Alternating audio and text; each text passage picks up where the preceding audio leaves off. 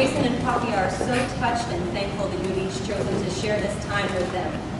They understand how important it is to their marriage that they have the love and support of those closest to them. So thank you for being here. Jason and Poppy would like to remember their family members who cannot be here.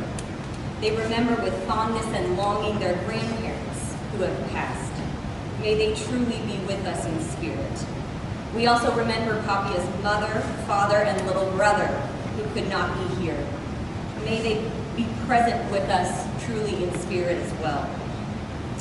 Jason, Poppy, on behalf of all of your guests, it is such a joy to be here tonight to witness as you commit your lives to each other and to commit ourselves as your friends and your family to holding you up in your marriage as you grow together into a close partnership. As you remember this night, remember that our love for you fills the room as you grow together into one heart. The reading for tonight that Poppy and Jason have selected for their wedding comes from a children's book called The Little Prince. It is a story of a prince who lives on a small planet with only a single friend, a talking rose.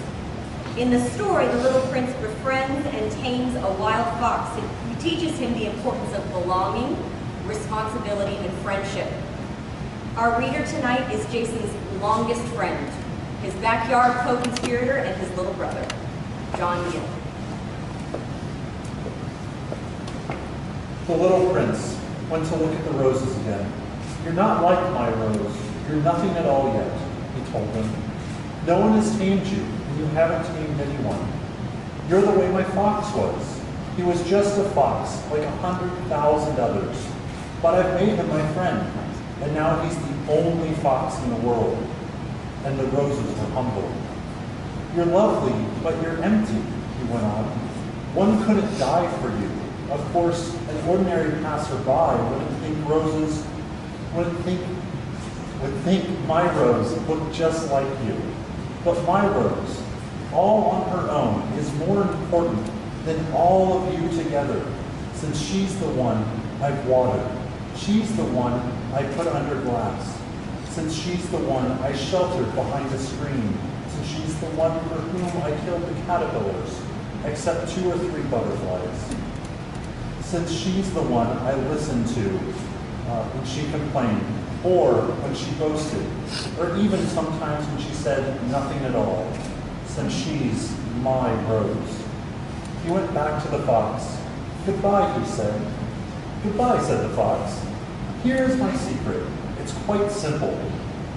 One sees clearly only with the heart. Anything essential is invisible to the eyes."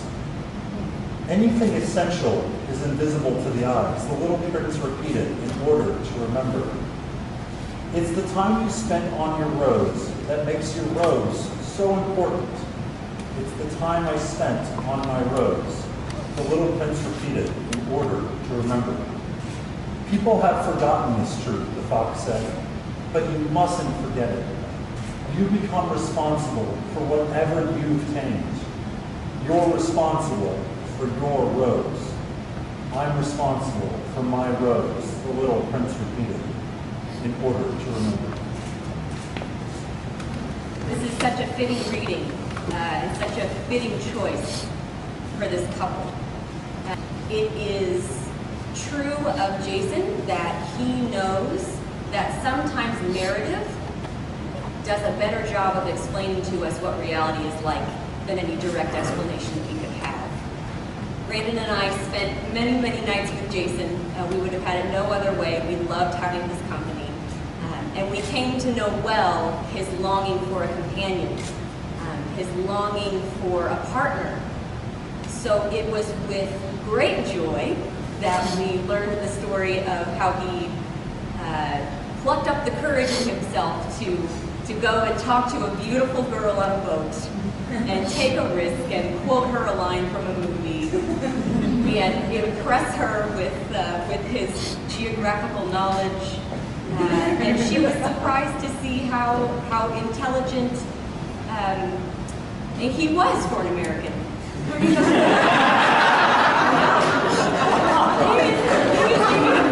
That is very true. It's been such a fulfilling and wonderful thing to meet Papia, to see how beautiful she is. Of course, for your dear friend, you want somebody who is beautiful, and she is that. She is gracious, and she is kind, and she adores Jason. And Jason clearly adores her. I knew that when Jason found the one his heart had been looking for, that there would be no end to the amount of adoration and the amount of doting and the amount of love that he would pour on her. And I am so happy that you two have found the one that your heart has been longing for. You have found the person to whom you belong. May it always be so. The Supreme Court defines marriage this way. Yes, I think you would appreciate this, Jason. For our civic-minded folk. The Supreme Court says this: no union is more profound than marriage, for it embodies the highest ideals of love, fidelity, devotion, sacrifice, and family. In forming a marital union, two people become something greater than they once were. Marriage embodies a love that may last even beyond death. We come now to the words Papia and Jason want to hear the most today.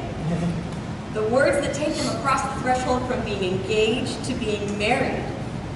A marriage, as most of us understand it, is a voluntary and full commitment. It is made in the deepest sense to the exclusion of all others, and it is entered into with the desire and the hope that it will last for life.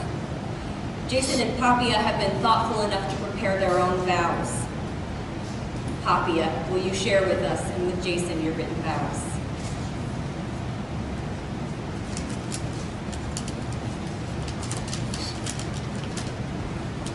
I met you during one of the most despairing phases of my life. Being with you brought me new hope and happiness every day. And here we are today, spending 3 special years together. I hear many couples talking about overcoming difficult times. As much as I admire their courage and strength, I have no such story to share. But the last 3 years with you were easily the best 3 years of my life. Every adventure with you has been full of laughter and joy. You pushed me to engage with activities I would not have the courage to try on my own. You help me grow every day. What touches me most about you is your sensitive, caring soul, the kind of sensitivity that penetrates the impervious shell I have built around myself over ages. You make me feel needed and loved during our happiest moments, as well as the bitter ones, when we fight and refuse to communicate with each other. I love you with all my heart, even when I look aloof from you. I know I can be, and am, difficult about trivial issues, but you face each of those moments with admirable patience. The open-mindedness with which you deal with cultural nuances is perhaps the dominating feature of our relation. You have always been respectful and inquisitive when it came to understanding bits and pieces of our cultural differences. It's not a surprise that my family loved and accepted you as you were best. I am blessed that our life together feels so easy and effortless. I had always felt complete on my own, but now, every day, you make me feel that life is richer, fuller, and happier in our comprehension than in my own individualism and independence. I don't know if I make you as happy as you make me, but I promise to try. I promise to be more supportive of every challenge and endeavor you undertake, to be more patient and understanding in times of disagreements, to be more grateful for the beautiful moments we share so that I never take them for granted, to love you more every day until the need for reassuring words disappears, to hold your hand in this lifelong journey and grow old together. We come from opposite corners of the planet, yet find enough similarities between us to fit in a puzzle piece of a simple but glorifying life. Let's keep it that way. Thank you, Papia. Jason has written his vows as well. Jason, would you share your vows with Papia and tell us? It's been a joke that we'll see if I can get through this without crying. The odds aren't good.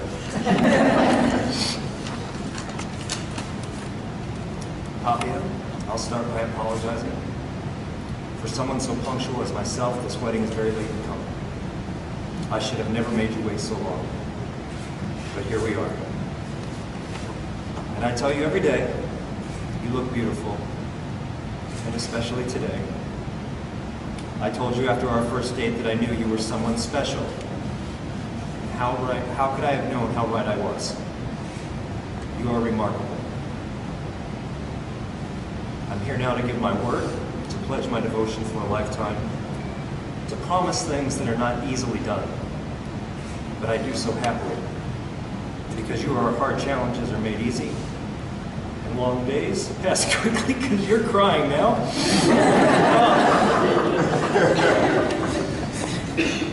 Because with you, even when we're apart, I'm not alone, and because every conversation ends with I love you.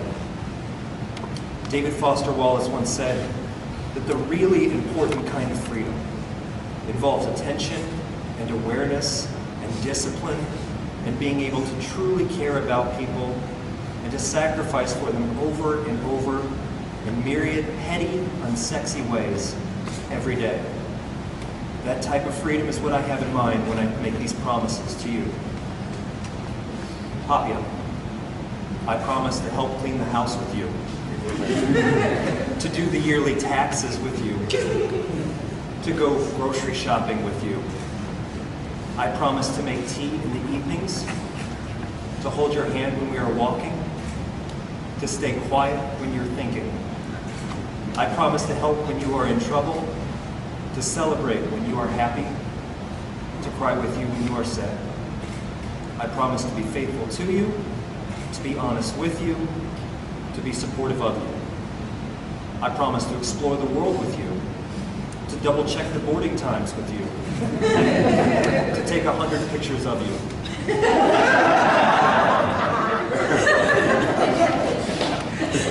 I promise to be a good father for our children, to read them stories before bedtime, to check their homework before playtime.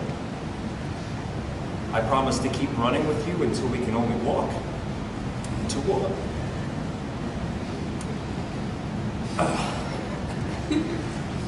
I promise to keep running with you until we can only walk, and to walk until we can only sit.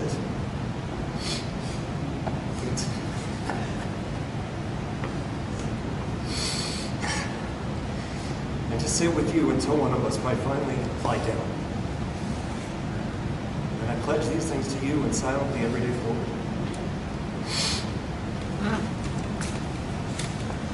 Thank you, Jason. Your wedding rings are the outward and visible sign of the inward and invisible bond which already unites you both. Will the groomsmen please present the rings?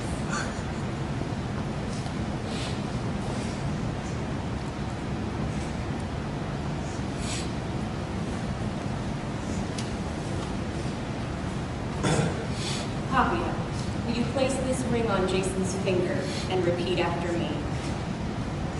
Jason, with this ring, I marry you. Jason, with this ring, I marry you. And seal the commitment I have made to you today. And seal the commitment I have made to you today.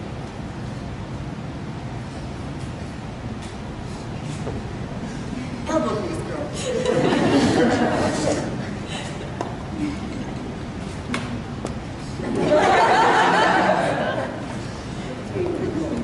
Jason, will you place this ring on Papia's finger and repeat after me? Papia, with this ring I marry you. Papia, with this ring I marry you. And seal the commitment I have made to you today. And seal the commitment I have made to you today. It's a little bit easier. May the wedding rings you exchange today remind you always that you are surrounded by enduring love. Jason and Papia, it is now my great honor and delight to declare you husband and wife. You may now kiss.